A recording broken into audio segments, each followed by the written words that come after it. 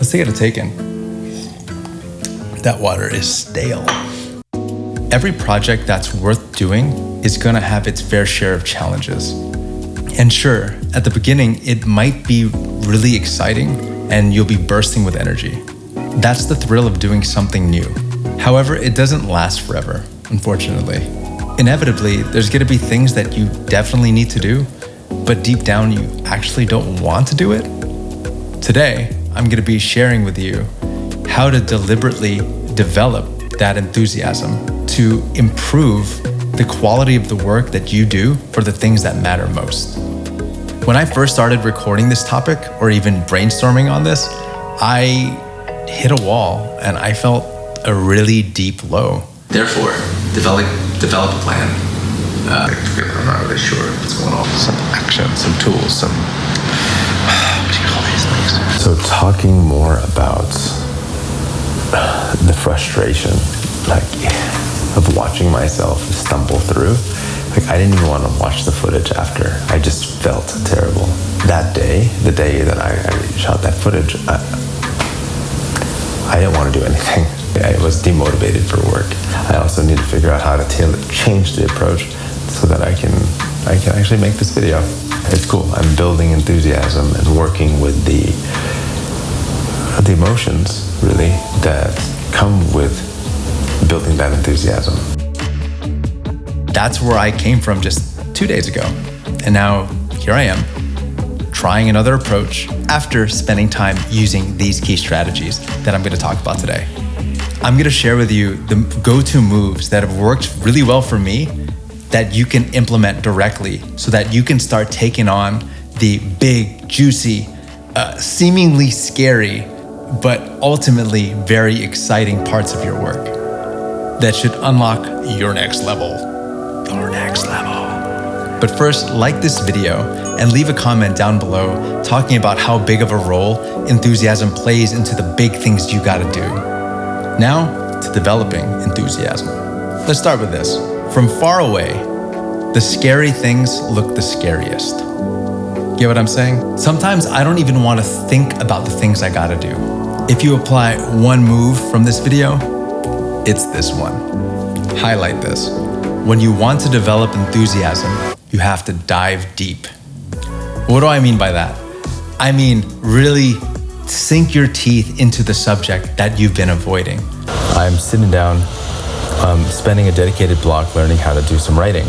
At the moment, I don't find writing to be my favorite activity.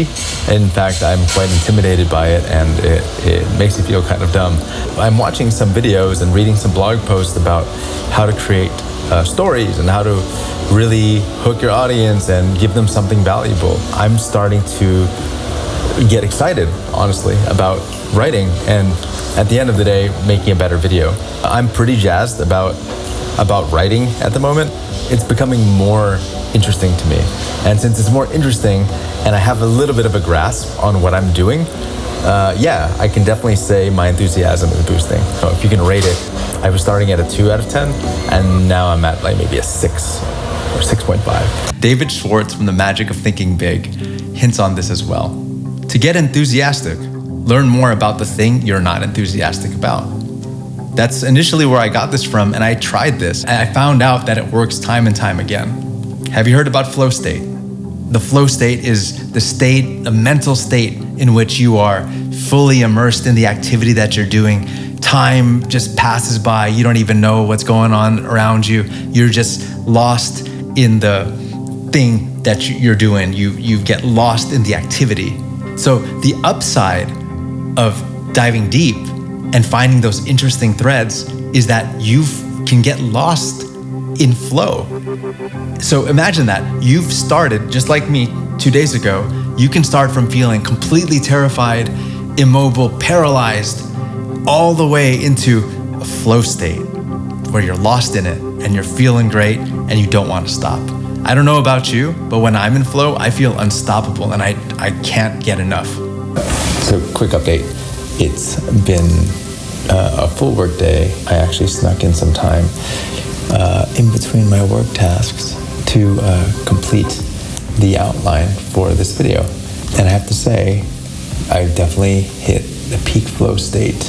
I went from where I was 2 days ago, or just yesterday, to not wanting to do something into like a peak flow state, just by sitting down and doing the work and time boxing for it. There's a lot of text over there, so kind of got my transition hook. Just feeling really great and excited to shoot this. So that's diving deep. Next up, check your attitude. Seriously, you have to find different perspectives and different angles on how you see the challenges in front of you. I'm using this as a platform to share things that have worked really well for me to people out there that might actually benefit from watching this and inspiring others.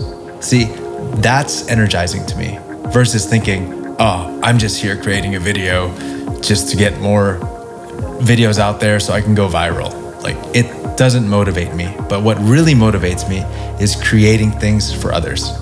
The way I'm checking my attitude is by reframing this and thinking bigger, thinking that this has a wider impact than just about me.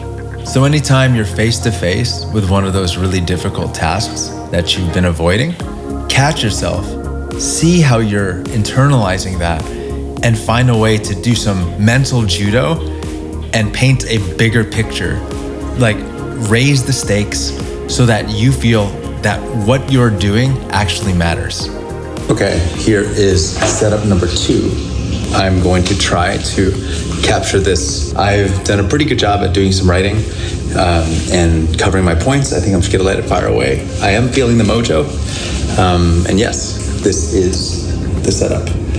I'll butts with it. How can you dig deeper better? Avoid distractions.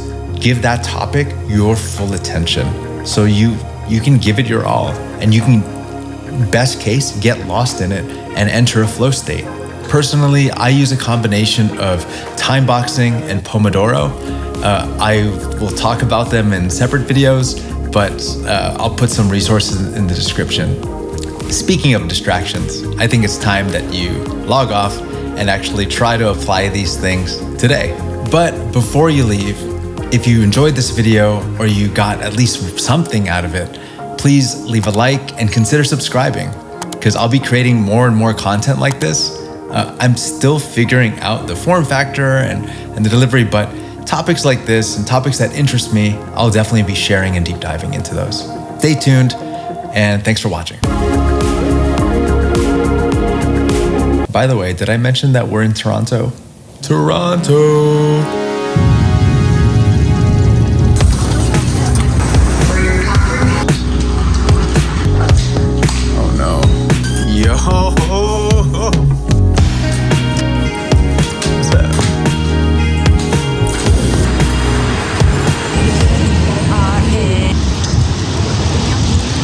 Owned by Wendy's. Okay.